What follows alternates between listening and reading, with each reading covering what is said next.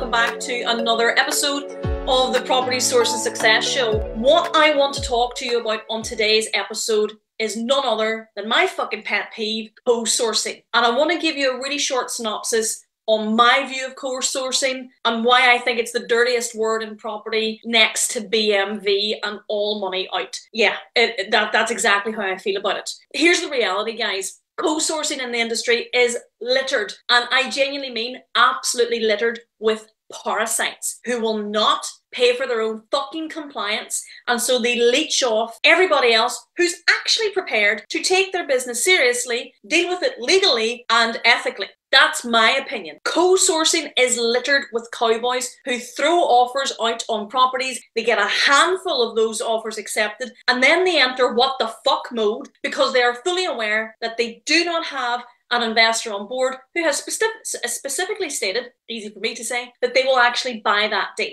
In fact, in most cases, they don't have any investors on board at all, period. Co-sourcing, guys, is what is promoted by the larger training organizations as the way to get forward with your first couple of deals under your belt. In fact, they might even go as hard and as far as telling you that you can leverage their little black book of investors to sell your deals onto. Don't even get me fucking started on that shit show. In many cases, if not all, that is nothing short of an outright lie. But I'm very, very acutely aware that this might seem like it's all doom and gloom, and you might tune off and think, I'm just not doing these episodes, these podcast episodes with Danielle every week. I'm not doing the Property Source and Success Show because she sends me into the depths of depression. Look, that's not what I'm here to do. But if you are going to run a profitable and successful portfolio building business, whether that's for your own portfolio or that of other investors, you do have to be operating from a business perspective, not a fucking hobby shit show. And it's not all doom and gloom, I swear to God. Co-sourcing is a real thing.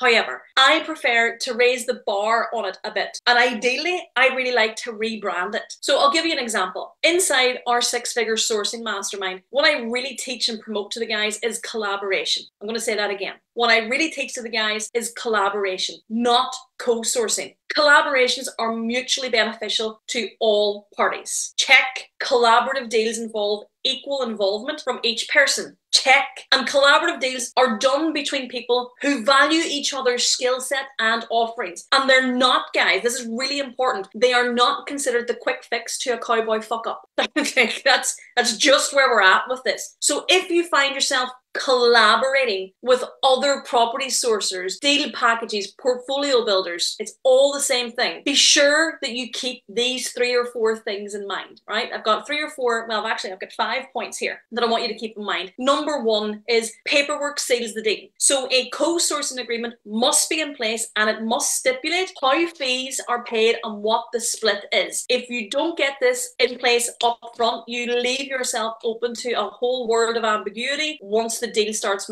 going through the motions, and oh, I thought you were getting your money at the end, and oh, I didn't think it was a 50-50 split. Get that all in agreement, in writing, black and white, up front before any personal information from investors or deals is put forward. The second thing that I advise you to get in place is an NCA. So different from an NDA, an NCA is a non-circumvent agreement, and you need to have that in place to ensure that the other sourcing party or portfolio building business does not attempt to actually steal future business from your investor without your knowledge or consent. So if during the co-sourcing collaboration you are the one that brings the investor to the table, you will want to ensure that you have a non-circumvent agreement in place to make sure that the other co-sourcer doesn't try and steal your investor and get future business from them without you being compensated for it. The third thing that I want you to keep in mind is, look, even if you aren't bringing the investor to the collaboration, you must still qualify as though you would any other investor of your own. So if you are working in collaboration with someone and they are bringing the investor to the deal, don't take their word for it that they're pre-qualified. Don't take their word for it that, yeah, they're good for the funds, they have proof of funds. No, you carry out your own process of pre-qualifying as you would with any other investor. Ask for proof of funds, ask for ID, etc. If the other sourcing party refuses, run a fucking mile.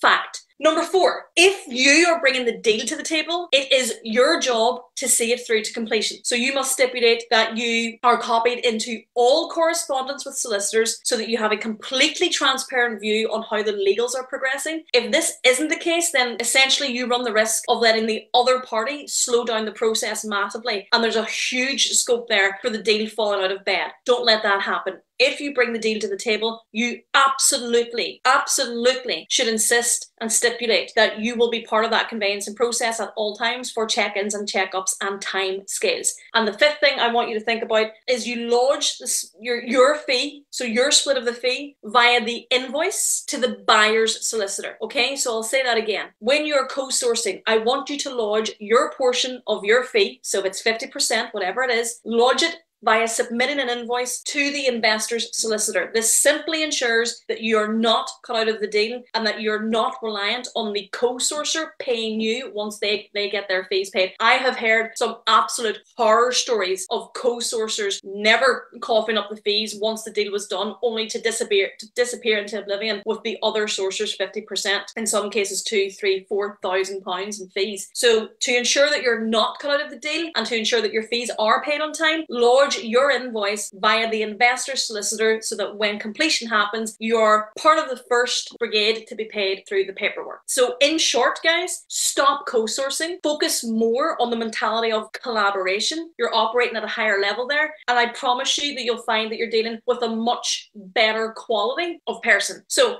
if this has been useful, let me know in the comments below. Look, guys, I make no bones about the fact that I'm best known for helping people who are running their portfolio building businesses. And if you're not quite seeing the results that you had hoped that you'd be seeing at this point in time, or if you're feeling a little bit stuck in a bit of a spider's web and you're not progressing forward, if you want to have a conversation with me and see if I can help brainstorm you out any quick wins moving forward, just put help underneath in the comments below. And look, if you're listening to this back on Spotify, you can join us over in the Facebook community. It's Property Sourcing Made Simple by Danielle Bell. We're in here every week with content, and I hope it's been useful. So until next week, guys, I will see you again.